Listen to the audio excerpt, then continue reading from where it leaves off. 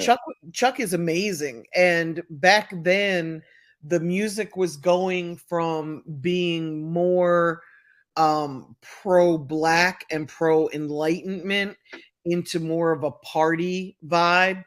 um sort of went from like Public Enemy into the Fresh Prince era, if you will, into the Biggie era. So it was more about popping bottles than Black Power. And I came up as a huge fan of Public Enemy and of Chuck D. And when I met Tupac, he convinced me that I needed a board of advisors. And he was my very first board member.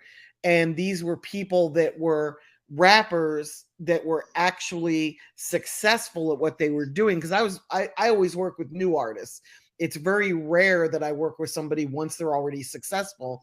But he convinced me that I needed a board of people that were very successful, mainly to co-sign me, but more importantly, to give me direction and explain like where they needed help when they were coming up so that I could help the next generation of artists.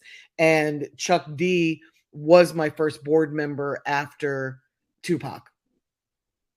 Wow, that sounds like a powerful board to have Chuck D and Yeah, Tupac on your board. I yeah. know that would have been amazing. Now, And did Too Tupac? Short and Naughty by Oh, okay. Nature, and it was my board of advisors was like an all-star. I still have a board, but it's informal. It's more people that I've developed relationships with that I can go to and say, okay, this is what I'm trying to do. What do you think? It's back then it was more formal. Now it's a little bit more informal.